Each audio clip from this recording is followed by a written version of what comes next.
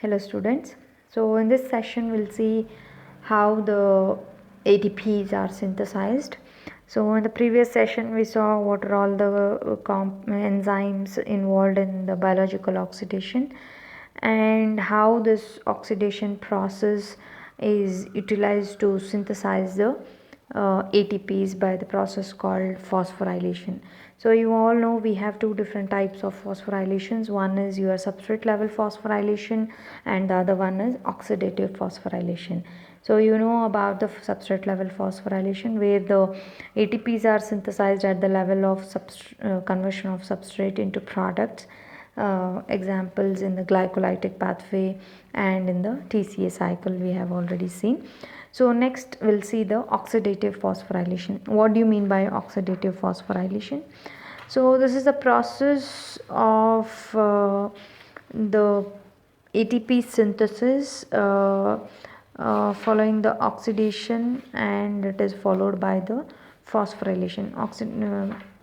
Oxidation of the foodstuffs will produce some of the reducing equivalents. That reducing equivalents will transfer the electrons into the mitochondrial membrane, into the mitochondria, which produces some energy. That energy is trapped and utilized for the synthesis of ATP. That is called the phosphorylation. So this is the process of oxidation followed by the phosphorylation. So that is why it is called as oxidative phosphorylation. So oxidative phosphorylation is the process of utilization of energy released during biological oxidation for the synthesis of ATP from ADP is called ADP and inorganic phosphate is called as oxidative phosphorylation. As I said, it is oxidation followed by the phosphorylation. So it is a coupled process of oxidation and phosphorylation. So coming to the role of mitochondria, and you know the structure of mitochondria, which has inner mitochondrial membrane, outer mitochondrial membrane, the cristae and the mitochondrial matrix. Okay, so what is the role of your mitochondria in oxidative phosphorylation? So as I said, the oxidative phosphorylation is occurs inside the mitochondria because the electron transport chain or respiratory chain and the ATP synthase enzyme are located in the inner mitochondrial membrane. That is your IMM. So this inner mitochondrial membrane is highly selective and contains several exchange transporters.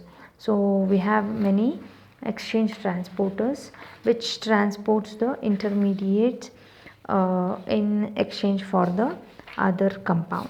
Okay, so for example we have phosphate transporters which transports the phosphate groups, pyruvate transporter, okay, and dicarboxylate transporters and tricarboxylate transporters which transports the malate and citrate, and the ketoglutarate transporter which transports the malate to alpha ketoglutarate, and in them the most important one is your ATP ADP transporter, which is particularly important because it allows the transfer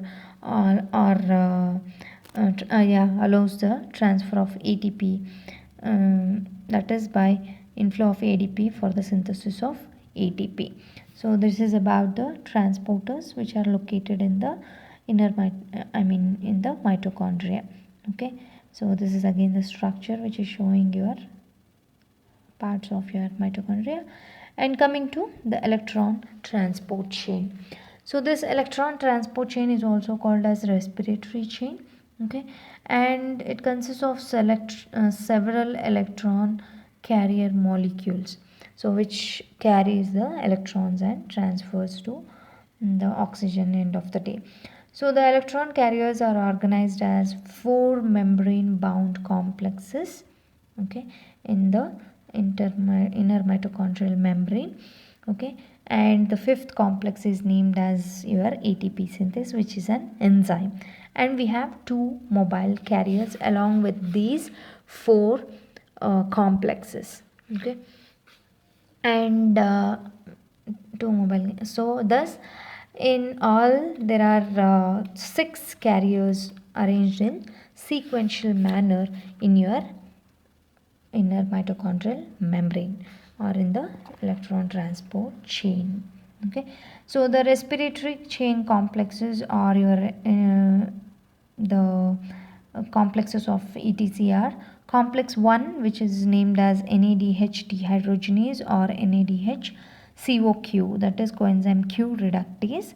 Complex 2 is your succinate dehydrogenase or succinate COQ reductase, and the coenzyme Q, that's also named as or called as ubiquinone, a mobile carrier, and the complex 3, which is named as cytochrome BC1 complex, and cytochrome C is another mobile carrier, and the complex 4 is your cytochrome oxidase. So these are the total six mobile, I mean the electron transporters or carriers. Okay, so coming to the redox pair.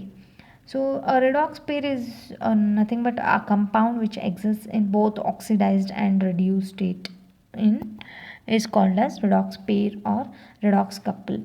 So the NAD and NADH plus H plus, this is the one redox pair, and this is the one redox pair, and this is the another one redox pair. So these are also the hydrogen carriers which carries the hydrogen, okay, our electron carriers. So these are called as redox couples. Okay, and here you can see the arrangement of your complexes, that is electron transport chain in the mitochondria. So here you can see the first complex, the NAD-NADH complex, and here the Q is nothing but your ubiquinone, and the second complex is your so here you can see FADH2 complex is the second complex, and the third is your this PC1, and cytochrome C is your mobile carrier, and the fourth one is your the AA3, which transfers the electrons to oxygen to reduce it to water. Okay, and this is your enzyme complex which is called ATP synthase complex. And the electrons sorry, so this is about your the complexes or the proteins of your electron transport chain. So here you can see in a sequential manner the complex 1, which is called NADH or dehydrogenase or COQ reductase, complex 2, okay, and complex 3, complex 4, and here we have two mobile carriers. This is the one mobile carrier and this is a two. Okay, so this is how the electrons will be transferred from one complex to another. So while transferring the electrons, they will pump the protons, sorry, okay, so that is how the electrons are transferred from one complex to another complex. So while transferring the electrons, they will pump the protons or the hydrogen ions uh, at the inner intermembrane space. Okay, so and these compounds which carries the electrons or transfer the electrons are named as reducing equivalents because the electrons can be transferred in different forms. So here you can see the electrons can be transferred as free electrons from reduced iron to the oxidized iron, or from copper to the cupric ions, okay, as hydrogen atoms, that is your NAD will carries the hydrogen ion that becomes NADH. So that is how it transfers the hydrogen ions, as hydride ions. Okay, so that is how in the different forms the electrons are transferred. So there is an uncertainty regarding this transfer of electrons. So that's why the term reducing equivalent will be used to uh, the transfer of electrons in any form. Okay, so the reducing equivalents are nothing but who will transfer the electrons in different forms. You can name this or this or this. Okay, so coming to the same thing, so here you can see the reducing equivalents which carries the electrons, and they will transfer from one complex to another here. While transferring the electrons in the electron transport chain, here they are pumping the hydrogen ions in intermembrane space of your mitochondria from the matrix to intermembrane space. Here you can see. So the transfer or pumping of these protons, the hydrogen ions, will create a unequal hydrogen distribution or the charge. Here you can see there is more positive charges here, whereas inner side you can see the negative charge. So this is called production or development of proton gradient across the inner mitochondrial membrane. So this proton gradient or chemical potential energy is used to produce or synthesize the ATP. Okay, so this electrical potential energy is utilized to synthesize the ATP by your ATP synthase enzyme. So this is the ATP synthase enzyme, where you can see here the protons are transferring back inside the matrix, inside the mitochondria. So this gradient, the difference between the electrical gradient, is utilized for the synthesis of ATP by your ATP synthase enzyme. So let us see so this is again same thing, transferring of electrons from one complex to another. End of the day it is transferring to your oxygen to form water. So here you can see the NAD is transferring its electrons to COQ, that is coenzyme Q, and this succinate dehydrogenase complex that utilizes it is dependent on FAD. Okay, that also transfers electrons, and this coenzyme Q will transfer to cytochrome B, and then to cytochrome C, and then to cytochrome A and A3, which will transfer the electrons to your oxygen, that is half O2 is nothing but one atom of oxygen, and that is reduced to water. So this is the flow of transferring of electrons. Okay, so coming to the ATP synthesis. So as I said, there is a production of chemical potential energy or formation or development of proton gradient across the inner mitochondrial membrane into intermembranous space. Okay, so the energy released during the electron transfer, that is sufficient to support the synthesis of ATP from your ADP. So much of this energy is used to pump 10 protons, as I said, out of the mitochondrial matrix into intermembranous space outside the inner mitochondrial membrane for each of electron transferred from NADH to CO2.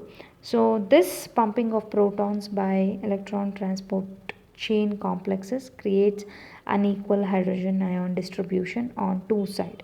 That is what I have explained just before. So that leads to development of proton gradient across the inner mitochondrial membrane.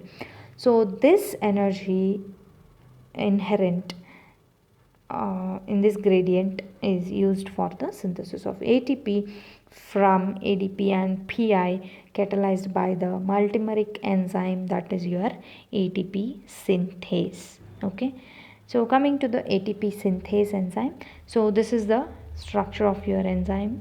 Okay, so this part is which is present in the inner mitochondrial membrane, which is fixed in the inner mitochondrial membrane, and here this will be present in the matrix. Okay, so we have two subunits for this ATP synthase complex. You can see here, this is the ATP synthase. It is called as complex 5. Okay, so it has two subunits, as I said. F1 subunit, which is a ball like unit attached to FO unit. In IMM means nothing but inner mitochondrial membrane, and FO subunit, it is a disc like structure present in inner mitochondrial membrane. Here you can see, so this is a disc like structure, and this is the F1 unit. The central tunnel acts as a proton pore through which the, so here the central tunnel will be there inside, so that tunnel acts as a proton pore which passes the protons through from the intermembranous space to matrix back. Okay, so coming to the Michel's chemiosmotic theory. So this Michel's chemiosmotic theory, the Michel postulated that the electrochemical energy inherent in the proton gradient generated across the inner mitochondrial membrane derives the ATP synthesis. That is what I have explained just before. So this occurs by flow of protons passively back into the matrix through the proton pore. Okay, so the word chemiosmotic is used to describe simultaneous occurrence of the chemical reaction, that is the ATP synthesis, and transferring the protons back inside the matrix. Okay, so the transfer of electrons through electron transport chain produces sufficient energy for the synthesis of ATP from ADP and PI. So each complete cycle will produce 3 ATPs. Okay, so this is how the ATP synthase will produce the ATP, where the ADP and PI binds there, and each cycle or each complete cycle will produce 3 ATPs. Okay, so the questions may be asked as the complexes of ETC, and the ATP synthase could be asked as a 3-marker question. So if the question is asked for 3-mark ATP synthase, you are supposed to tell what is ATP synthase and what are all the subunits, and how the ATPs are synthesized. Means you are supposed to write some 2 or 3 lines about this electrochemical gradient and binding of ADP and PI to form ATP, and each complete cycle will produce 3 ATPs. So by this we are ending with this biological oxidation topic. Thanks for your patience. All the best.